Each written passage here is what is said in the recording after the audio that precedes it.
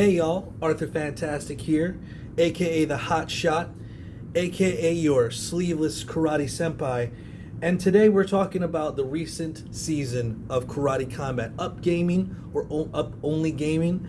It just wrapped up the beginning of this May 11th, right after the recent Karate Combat between Spong and Alvi, who is the current and reigning champion at heavyweight in Karate Combat.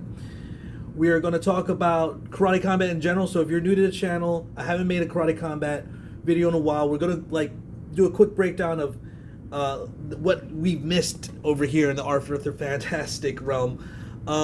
We're going to talk about the ranking, where I ended up at this season, what we could do better, and just our thoughts on what's going on with Karate Combat. So stick around if you're interested. If you want to follow me on IG, it's Arthur Fantastic on IG, 1K instead of IC, holler. And if you like to comment your thoughts below, I will engage. Sometimes it takes me a little bit longer than others, but just share your thoughts below. And what do you think about Karate Combat? Are you in? Are you out? What's going on? Let's get to it, guys. So, if you have not heard about Karate Combat, let me clue you in. Cheers, everyone. Cheers to my wife off camera. Love you. A little bit of espresso.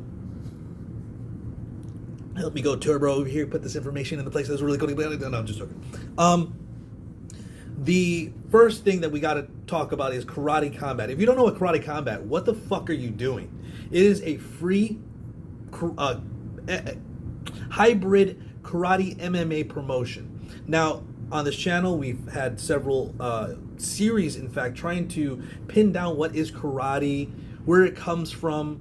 There's a lot of purist cult behavior that wants to really box karate into a certain way, in a certain idea, because competition is now as it is. But holistically, the style of karate has always gone to the ground. There's always been follow-up strikes on the ground. Karate had grappling techniques, joint locks, takedown, and it's kind of strange to see that some of the detractors are like, oh, well, karate's only...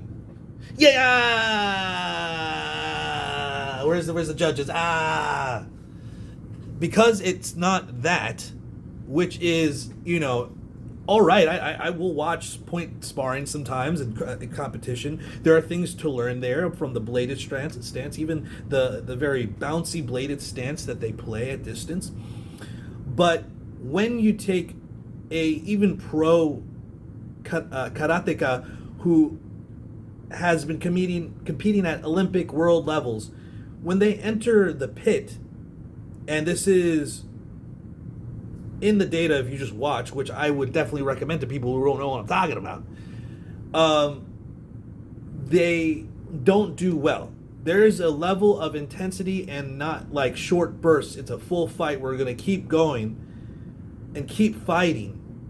That isn't in the experience of most karateka. So they're not prepared. But that's where Karate Combat comes in. We're trying to move not only the sport of karate, but also the art of karate into a more modern lens, which in some ways is a more classic lens of why they had those deeper stances, and create it to be a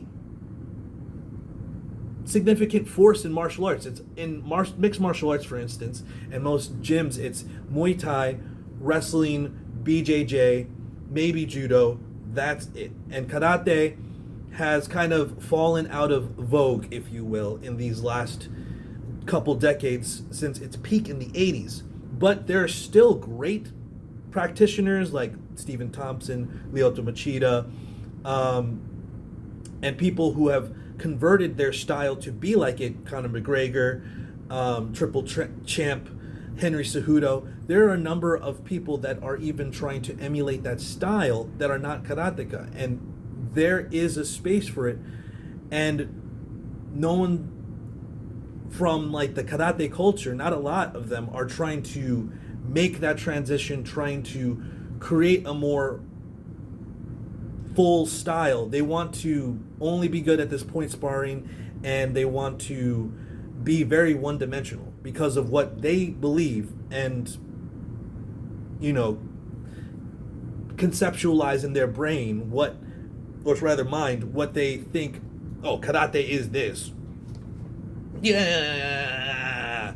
And it's a very one-dimensional thing. But here in karate combat, they are throwing some of the craziest fights for free, available for anyone that wants to watch, who has YouTube. That you don't even have to have an account to watch on YouTube. So it's this completely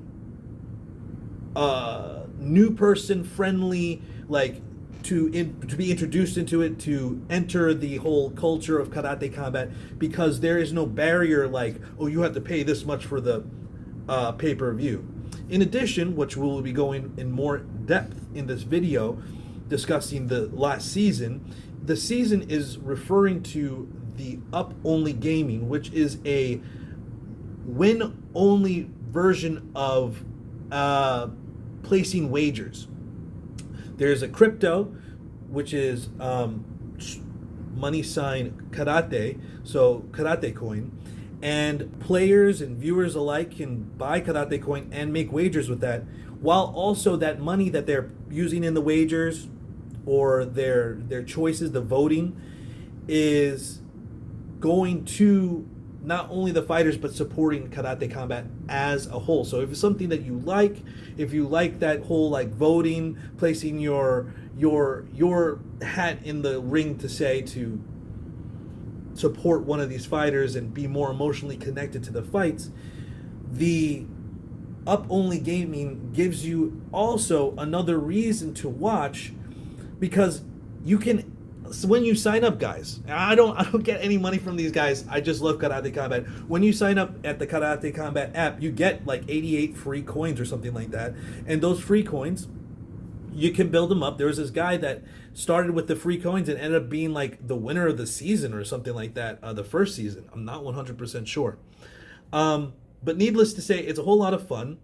And there is also an incentive to play with the Karate Combat coin, because the top 1,000 in different tiers receive a number of benefits, like free tickets and like flight to certain events that of your choosing, VIP tickets, pit side tickets. There's so much to talk about. But I want to conclude with some thoughts on Karate Combat and then really dive into this last season and what's happened. Yeah, Karate Combat. But the really big things I want to conclude with Karate Combat, now that I've kind of introed it, it's a fast pace, stand-up preferred, but that does go to the ground. You have to get up. You know what I mean? There's no like, oh, we're going to stop it so this guy can get up and we can start fighting again. You have to get up. There are rules around this. And it's in a pit that which also incentivizes the fighter not to go to the edge and keep backing up, but try to fight in the middle because of the 45-degree slanted walls. There's just so much going on that's really making the action inside the pit exciting. And also because the wall is like 45 degrees, you could run up it. There's karateka running up it and doing like those spinning kicks that like Ken's doing and rolling thunder attacks. I forget the Japanese name for it. Excuse me. There will be a karateka in the comments that will let us know. Let us know. Get in the comments. Sound off. What is the rolling thunder kick called? All right. In addition to what they've created that is actually a great product, which is being offered for free viewing and incentivized participation, they have set in this last season from 2024 May to 2025 May, you know what I mean? We've seen the advent of the use of the pit in other styles of competition, most notably Craig Jones's Invitational competition. They use the pit. They license the pit. There's a co-licensing now, and this all began when Karate Combat, which is preferred stand-up, fast-paced action fighting that doesn't like given out to a person to go to the ground, get a 10 count. No, if you fall to the ground, someone's going to follow up on strikes. And you can try to grapple to the ground, and that will restart it, because it's like a clinch. When you start grappling, you literally have to clinch a person to start moving them. And there is a market for grappling in the pit, and they have started their own series of grappling, which has seen a number of big names, including Craig Jones himself, the Meow Brothers, Florida Boy, AJ Agazarm, Kanan Duarte. I'm forgetting this one guy, but he's like this huge Puja. I forget his name, man, but he's huge. He beat I think he beat Duarte, in fact. So that puts him up there, right, as a grappler. And just a number of just amazing names that have been in that pit, and they all love competing there. And it's way more exciting because, once again, you compete in grappling on a mat, people go off the mat, and there's like weird restarts, and maybe some people think, oh, okay, we're going to stop, but another person's going, oh, and so now we're scrambling off the mat, and all these other different, or just plain old restarts. That's just not fun to watch. You've got the ring or elevated platforms that people fall off, and that also causes people to be more conservative.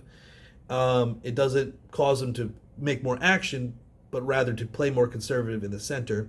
Or, like, conversely, they play the edge and they know, oh, you're not going to push me out of this platform or this ring. And then there's the cage. And the cage and the ring have this problem, which is they have wall wrestling to different degrees, and that itself is not really fun. It's very important to know how to wall wrestle or cage wrestle, but it's not as fun to observe. And we're trying to make a spectator sport here, right? And it's also hard to see into a cage and a ring. Looking up the ring posts, other people, the cameras and the lights, etc. When you watch in a pit, everyone's in like stands. When you watch down, no one really gets in the way. It's standing room, so there's no like, oh, you got to sit down. It's like everybody's standing, and it's easy to even hear into the ring, into the pit. It's just overall changing the landscape of fighting sports, and people are getting it. People are doing different competitions in it, building pits in their gyms. There's all around. Yeah, I think there's one at Fusion XL here in Orlando. And it's going to become bigger as Craig Jones Invitational becomes bigger. The little feeder competitions that they're creating, and regional competitions that are going to feed into that. So not only, and this is why I love talking about Karate Combat in addition to talking about grappling. There's such an overlap for my grappling fans, for my catch wrestling fans that are watching this video. They're like, what is Karate Combat? There is a lot to be said and room to grow in Karate Combat for all types of fighters and styles, to match up against karateka, or to set an example for other fighters there. The different ways that styles can use and effectively leverage the pit and the style of fighting against other opponents. So before I make this any more long-winded than I already been, Karate Combat is a mover in the sport, and it's not getting the notoriety that it deserves. And no one complains about the fights. No one complains about the production value. Everyone, that is the model for everyone to follow now. Everyone is doing what they're doing. In fact, Craig Jones Invitational, talking about them, they're like really the forefront of the grappling sport right now. They literally took the via President Awesome over at Karate Combat.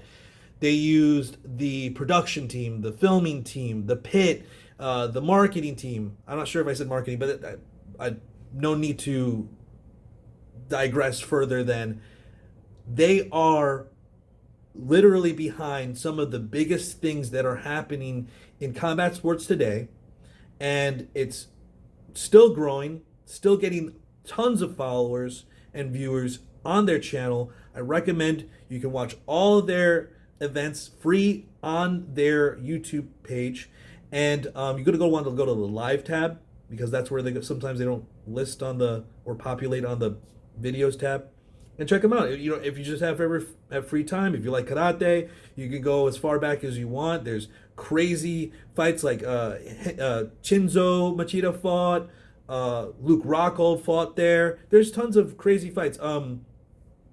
Benson Henderson versus Showtime Pettis 3 happened in Karate Combat. We were there for that. That was in Vegas. And that's when we really started falling in love with Karate Combat. Everything about it is cool. It's like $25 for a ticket. You know what I'm saying? You're sitting and seeing so close to the fight. You can hear it. VIP is like maybe $250. You meet everyone. You get to meet all the fighters. You take pictures with them. And it's not like, oh, you get to meet them. And because it's like a mid-size event, you know, you really get to spend time with these people and get to rub elbows with other, you know, the broadcasters and other people of note that are there. I saw the like Chad himself. I forget his name, and I didn't even talk to him because I was like, I'm not chiseled enough. When I meet him for the first time, I want him to be like, oh man, okay, you're working on something. This guy's working with something. And I was like, I don't want to let the man down. I forget. He's going to be on the screen right here. You know what I'm saying? He literally looks like the Chad meme. So, with all that gushing aside, that is what Karate Combat is. Let's get into this last season, Season 2. All right. Now, getting into Season 2 of Karate de Mayo is what it says on their website and what they call it, Season 2. There is a rankings that's always available on the Karate Combat app list, and and you know your standing, you know your ranking, you can even look at your numbers and everything like that. For those who are not in the know, I just want to go through the benefits. The number one winner, they get an honorary NFT, a physical edition of the honorary NFT. They get their name on the broadcast. You get a limited edition number of hoodie, hat, t-shirt, 2 non-transferable pit side tickets to each event. That's every event. Access to private ceremonial weigh-ins at each event you attend, 2 invites to any official or unofficial after party, paid flight and hotel 3 times per year at fighter/production hotel, appearance on 1 live broadcast, and Discord role and access to members only Discord channel. So that's just number 1. So number 2 through 10, they get pretty much all the same thing, but 2 pit side tickets to 3 events, 2 non-transferable VIP tickets to 3 events, access to private ceremonial weigh-ins, 2 invites to any official and unofficial after party, paid flight and hotel 1 time per year. Then you got 11 through 100. Got the NFT, got the hat, hoodie, t-shirt, 2 non-transferable VIP tickets to 5 events, ceremonial weigh-ins, 2 invites to official after party, 3 entries per event for raffle for paid flight and hotel at the fighter and / production hotel. Another Discord role, 101 to 250, 2 non-transferable VIP tickets to 2 events, 2 non-transferable general admission tickets to 2 events, ceremonial weigh-ins, 2 entries per event for raffle for paid flight and hotel at fighter / production hotel. And then 251 through 1,000 NFT, just a t-shirt, 2 non-transferable general admission tickets to up to 4 events. That's still pretty cool. And 1 entry per event for paid flights and hotel. Dang, that's pretty cool. So that's the whole, that's 5 tiers, right? Number 1 being its own tier, and 251 to 1,000 being its own tier. And I mentioned the other one, 101 to 250, 11 to 100, 2 to 10. All right. So these tiers is what you're aiming for as a player in the up only gaming system and of participation in the Karate Combat app. So the whole, in fact, my goal is to be, top 1,000. I was shooting for top 100, and this year we got pretty close. This year we got to ranking 1195, and really this was my first year playing. So 1195, so 1,195, just under that 1,000 mark that I wanted to get into. Just just a couple free tickets. I mean, I love Karate Combat. The tickets are cheap. It's not like they're it's that crazy big of a win, but for me that's still a win. And I'm competitive and I wanted to be higher than that. I did miss event or two in terms of voting. I did watch those events, but I just didn't realize the cutoff date when it was a cutoff date. That's my fault. Sometimes they're on a Thursday, and that's my own fault. What could you do? What could you do? I could do that better. What we did good is we had a 61 winning percentage. So 61 of my votes were very good. And I'm not skipping any votes. I'm voting every fight, every card. So that gives me more opportunities to fail, but I'm doing this for a reason. I'm doing this for a reason because, like I said, the Karate Combat coin does go to the fighters. 9 or 10% to the winner, 1% to the loser, and the rest of the pot of Karate Combat coins that were used to vote will be split up between the winners of that vote. So all-time Karate coin win, 54,640. Yeet. All-time biggest reward, 8,993. I mean, I'm not in the top 1,000, so I'm not gonna brag or anything like that, but I feel pretty good. Highest rank, 506. 506, guys. I thought I was gonna make it, guys. I was up there, still on the road to top 100. Stick with it. Last event ranking 586. So the last event this May, I ranked 586, so I was in the top there. And last event win amount, I won 6,117. I got of my picks, my win picks is 118. Events is 15. So of the 15 events I voted on, 118 picks were correct. It's pretty good. I think that's a good percentage. And I got a streak of 3. I had a longer streak, but like I said, I missed an event that I should not have missed. I think we were in Vegas for a catch wrestling event, CatchCon 2025, Scientific Wrestling. Shout out to Scientific Wrestling, Jake Shannon, Shoot Pro Wrestling. And that I was in the middle of training and competing, and there was also a seminar, so I was really immersed in that, so I kind of messed that up. But outside of those, I think that especially me, if I keep going the way I'm going, picking the right picks, and not missing an event, I think that I can break the top 1,000 this season, baby. This season, baby. It's my time. It's our time down here. Goonies reference.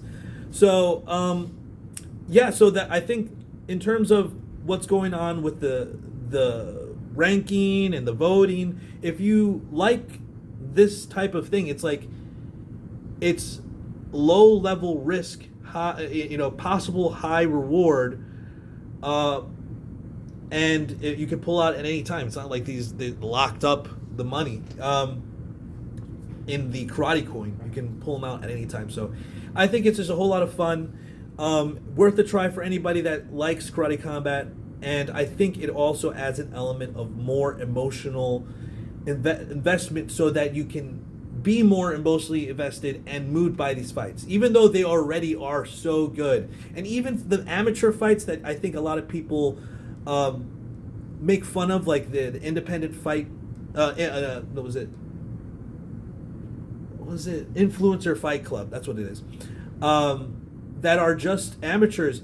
sometimes they're just so competitive, they know a little bit of karate, but they really throw their entire body and heart into it, just like, let me think of his name real quick.